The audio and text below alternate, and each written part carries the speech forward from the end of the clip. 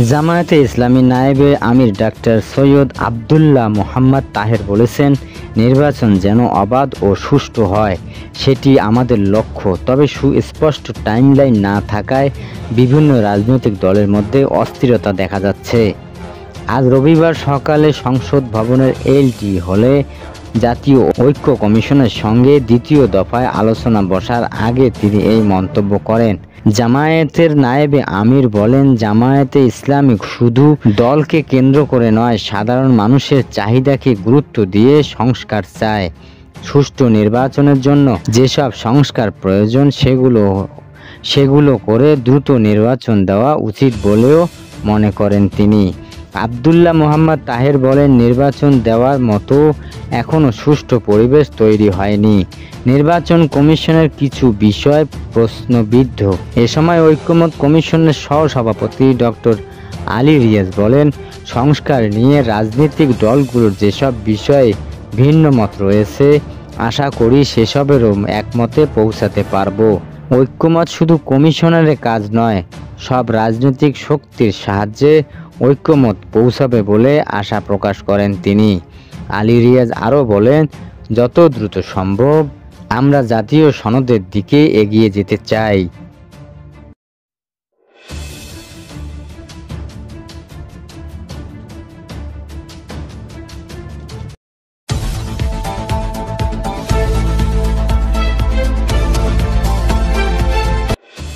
ঢাকা দক্ষিণ সিটি কর্পোরেশনের মেয়র হিসেবে ইশরাক হোসেনকে দায়িত্ব বুঝিয়ে দেওয়ার দাবিতে নগর ভবনের সামনে টানা চতুর্থ দিনের মতো অবস্থা নিয়ে বিক্ষোভ করছে তার সমর্থকরা। আন্দোলনকারীরা নগর ভবনের ফটকে আটকে সেখানে অবস্থান নিয়েছে, এতে করে ভবনের ভেতরে প্রবেশ করতে পারছে না কেউ।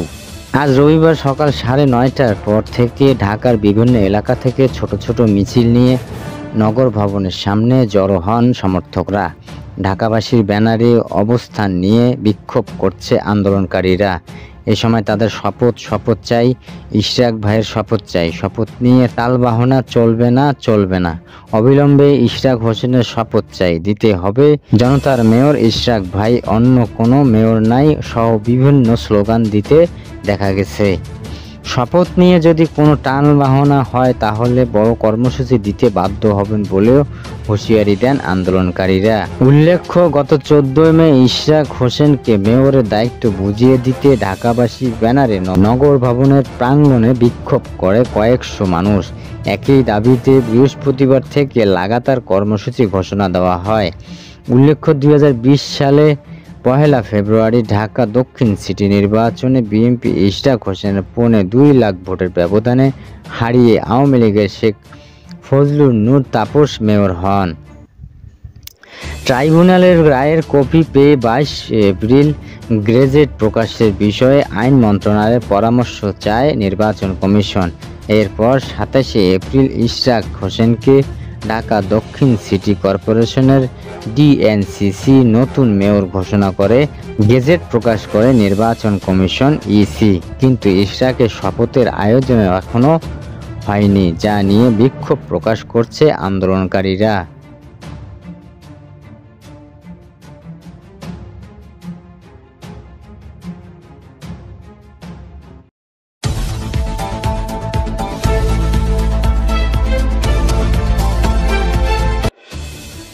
সাবেক প্রধানমন্ত্রী ও আওয়ামী লীগের সভাপতি শেখ হাসিনার বিরুদ্ধে অবৈধ সম্পদের অনুসন্ধান শুরু করেছে দুর্নীতি দমন কমিশন দুদক। আজ রবিবার